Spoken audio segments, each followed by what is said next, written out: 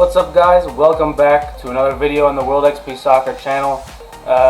This is something that I've been wanting to do for a while. I started to do these like tactical analysis type videos. I guess you could consider them reaction videos.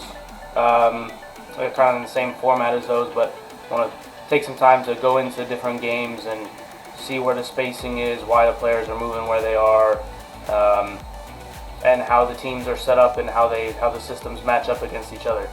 With that being said, if you guys are enjoying the content, please remember to like and subscribe. Put your thoughts down in the comments, any games or players you want me to review or analyze.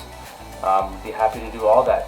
So with that, let's get into the 2013 Super Cup. I picked a game that I'm familiar with but haven't seen in a while. Obviously, it's been almost 10 years since this game happened. This is the Klopp days of Borussia Dortmund, which is the team that I support. But yeah, let's get into it. Yellow wall, love that. Signal Iduna Park is it's a really cool stadium. I want to visit there one day. The energy that's in there, it's a really cool place to be. But here are the lineups. The Dortmund lineup, Klopp going with his 4-2-3-1. Lewandowski obviously still here before he went to Bayern. Really solid lineup. Then let's get to the Bayern one.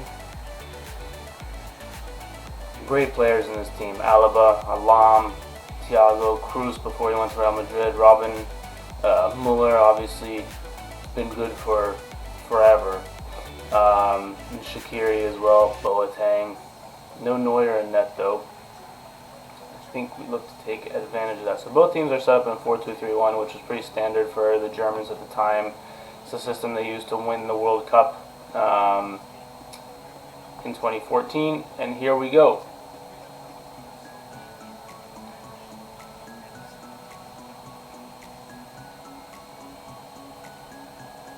Fast start for Dortmund already, trying to break between the lines. A lot of teams now will try and lump it into the corner and play like the field position game.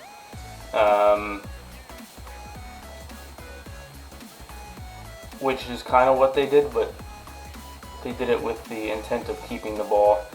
As you see, the pressing is the energy is really high in these first couple minutes. So we're going to skip ahead a bit because it'll be a bit frantic for these first few minutes. Alright, so this is about close to where the first goal comes. Bayern has a throw deep in their own half, and they're going to try and play quickly to basically keep the ball in. But again, like we said before, energy is super frantic given the first couple minutes. Basically, mistake from the goalkeeper, and Royce is able to capitalize. So what's interesting about this goal to me, the energy that they're playing with here, because of what happened. They lumped the ball forward on a throw-in, and it's a misplaced pass, and Gundogan, who's, I think here, yeah, he's here, tries to go for goal as Stark is running back. So Alaba throws it into the keeper, and Lewandowski puts him under pressure, and now, I don't know if this is Van Boyten or Boateng, I think that's Boateng. So Van Boyten over here doesn't get up with the rest of the line, so it leaves Lewa onside here. It's a relatively simple pass. Right, he's pushing up, but not enough. Lewa swings across in, and then a bit fortunate with the deflection, right? Stark gets off put by the defender going for the header, and then it's an easy tap in for Royce, right? There, he gets off put a bit, and then it's still a bit difficult, to be honest. Still got to put your head down there with the goalkeeper coming at you, but hey, not much tactically there. For sure, just high energy and pressing, and that also can get you results as shown by that. Alright, so here the balls come all the way back to the keeper. Tempo's still fast, but started to slow down a bit, and both teams are trying a bit to take control of this game. So right here, right back, left back high. So it's interesting to notice how each team is set up. Bayern has their front four basically in man-to-man, but to cut off the passing lane. So Robin is inside of the fullback. The two, Muller and Shaqiri, right, he swaps with Mandzukic, are 1v1 with the center backs, right? They have a 2v2 here. and then Mandzukic who's replaced Shaqiri out wide inside of the fullback. And that leaves Dortmund with the riskiness that they play with in this 4v2 in the middle of the field here. So let's see if Hummels can find this pass. And he does. Royce is able to turn between the lines, and now Bayern's in trouble. There's a 4v4 across the back here. They're narrow. Mom is narrow. Alaba is narrow. And then you've got this 2v2 here. But this is what happens when you have good center backs who are able to distribute out of the back. This is the situations that you get in. Royce finds a pocket of space, and we're off. Unfortunately, the pass doesn't come off for him, and Alaba is able to clear. But that's sort of the risk that you play with, right? If you... Ooh, should really put that away. Good save, though. But that's the risk that you play with when you play like Dortmund does with the fullbacks high and wide. If you lose the ball there, you're in trouble. But if you can find the pass, then you create the chances like we've just seen here. So it's a bit of a catch-22. You have to know the players on your team. You have to understand the strengths and weaknesses of the players, how the opposition is going to play, and then kind of go from there. The game by this point is still a bit open. Robin gets the ball, or I think this is Muller actually, because Robin's there. Gets the ball from Van Boyten on the wing, and he doesn't really have much, right? The two defensive midfielders for Dortmund are in a good spot. Schmelzer's closing out on him, the left back is closing out, so he's only got really the option to go back. So he goes back, and right there, Gundogan cuts this passing lane off to Thiago, so they have to go back again. And that is effective press basically all the way like in their attacking third, and they have to go all the way back to the center backs. And again, here you can see by his body positioning that he reads this pass from Thiago, and he's already moving into Kuba. This is Sain is moving over to close down this space here, and let's see what happens. Yeah, he doesn't see him, forces a bad pass. Right, good pressing again, picking and choosing. Right, he's not sprinting now, and now they can win the long ball.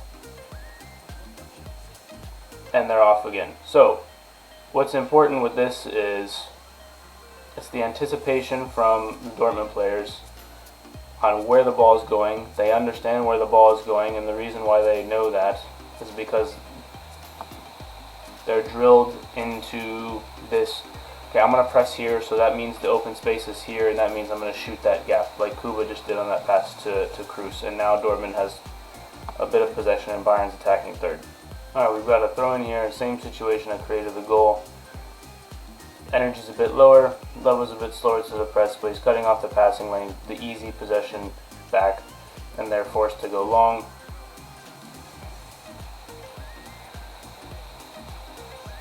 Dortmund plays in through the gaps, have a bit of sustained possession here.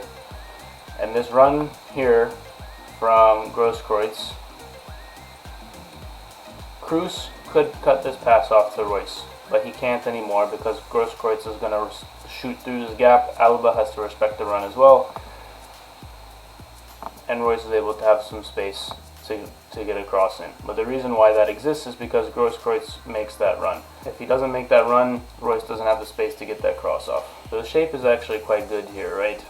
There's not really, maybe Lahm could make this pass, but probably not. Somebody probably steps to that.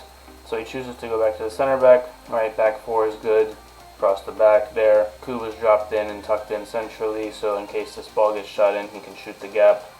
Lewa's not allowing the easy pass into Thiago for possession, so it makes them go back. And it lets Dortmund basically take a breather here. And they're forced into this long ball, and Bayern do really well to keep it here, right? This is not easy to play one touch through the air.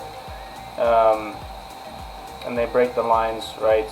Robin gets some space out wide, but again, they don't really have time to pick their heads up here until right here. Muller puts in a decent ball, but it's more of a half chance than anything, relatively comfortable for the goalkeeper. And it's just because of the spacing. They know where to be, they know their responsibilities, and they do that. And that's a tough cross to play in. Alright, so we moved into the second half a bit. We'll see how the game progresses.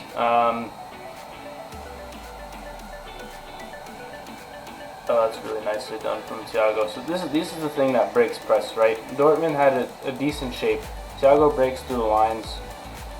Oh yeah, that's a great goal. So what happens here is, the reason why this happens is because when you have players like that, like Thiago, who can break the lines with dribbling, right? Dortmund's done a great job all game, as we've seen before, of cutting through passing lanes, jumping gaps, things like that. You have a player like Thiago who can beat his man one-on-one, and then somebody else has to step, and that creates the space out wide. So right there, Royce is tucked in because of this, what's going on in the midfield. Tons of space for Lam. Picks his head up. Marking's not good enough on the back post. And a player of Robin's caliber should be finishing that every time. So back across the keeper, really good header. Down into the ground. Good goal overall. Yeah, it's a great finish.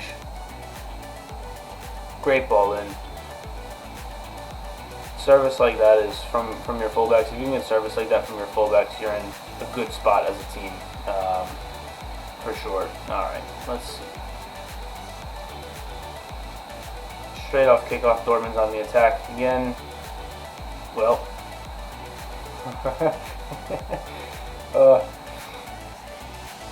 so this is a tough one, I think, as a defender. I don't know. I want to see the replay of the height of the ball, so I'm not exactly sure what I would do with this ball here. Yeah, I don't know, right? Because there's guys in behind. Right, Royce is right there. Lewa's there as well. If he doesn't go for it, I wonder if he goes for his left foot, maybe. If he's able to get something else on that. Let's see.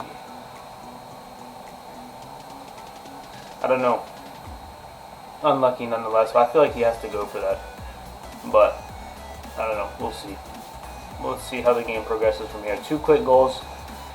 Space seems to be opening back up a little bit. Yep, there's a good gap there. Before I cut, let's see how this chance goes.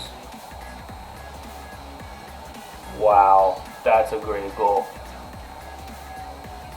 I don't know if, I think it was next season when Gundogan went to City, but that is some goal. 3 goals in the space of 2 or 3 minutes. That's really, really well taken. There's not a lot. So again, look at the spacing here. This is the rotation of this triangle that, as we do more of these videos, that you guys will hear me talk about. But what happens here, let's follow, is my cursor right here. Lewa is taking this run in. He doesn't know he's there, but what happens is you have an overload on this side. Muller is late to come back. Royce understands the spacing that Schmelzer's coming around the outside here, so he takes Lam away with him and leaves Gundogan basically. So at this point, right, so they've done a decent job. Muller has closed the gap a bit. Lam has to respect this run from Schmelzer because of the way that the things are shaping up here at the back post. So if Gundogan slips this in for Schmelzer, plays it across, it's a tap in for one of these two. But again, just like the Thiago we were talking about earlier, when you have players like this, there, so now Schmelzer's offsides, and his really option is to shoot. And he knows exactly what he's going to do, puts it right into the side netting. But the reason why that space is there for him is because of the 2 runs of Royce and Schmelzer. And when you have players who understand spacing like this, look, he's taken 2 looks up already, sets himself, pass into the corner. Beautiful goal. It's really, really well done. Really high quality. Game started to slow down a bit more. Right, the pressing isn't as high. More time on the ball to pick out some passes. Midfielders dropping deep to get it. Great find from Hummels into the half space.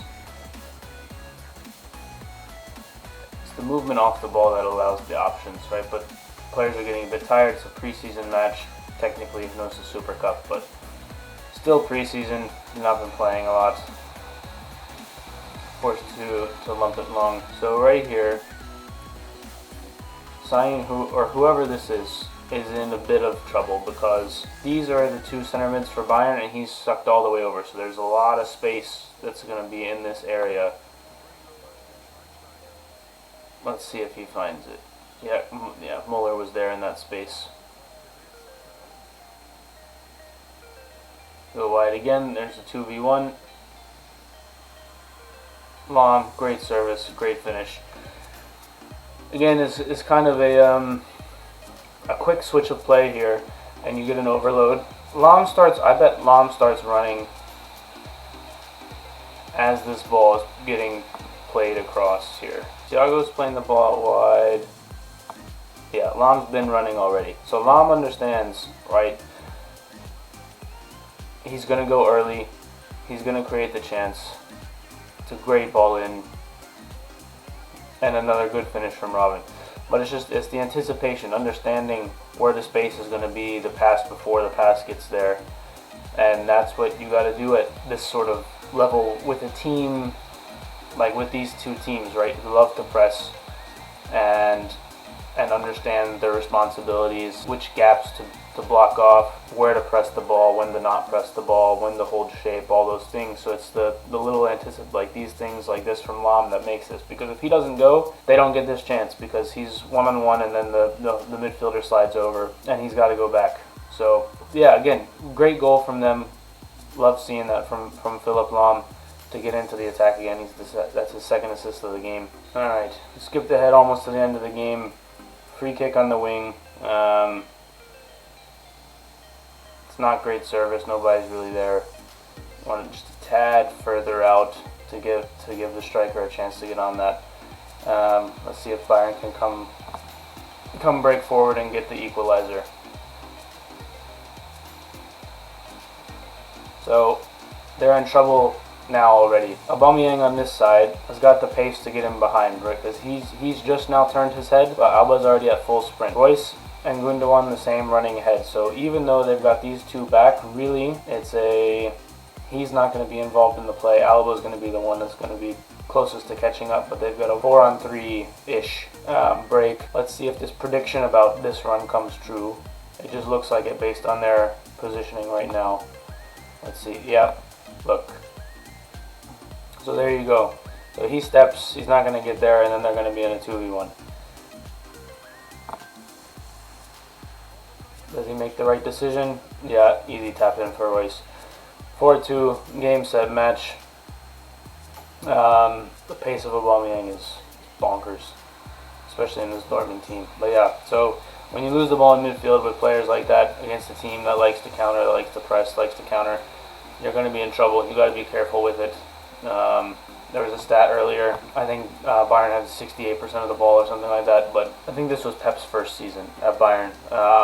And so when you make some mistakes, right, they've lost the ball a few times in bad areas. This is what happens when you have a team that loves to get forward like this. Right, they're already at full sprint, these two, and that's why, as we see this pass go, there's basically a 2 against 0.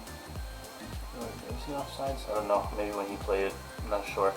But in any event, they break really fast. It's a good decision from Lewa. Lewa's getting back into the box himself, but it's an easy tap in the end, and that will do it. 4-2 was the final score of this game. We're going to wrap this video up here, but interesting. I really like doing these sorts of things. I like looking at the game from this sort of way. So the first one might be a little rough, but yeah, I would like to do more of these. So yeah, let me know in the comments what players and games and teams you'd like me to review and analyze. If you're enjoying the content, please like, subscribe. See you guys next time. Peace!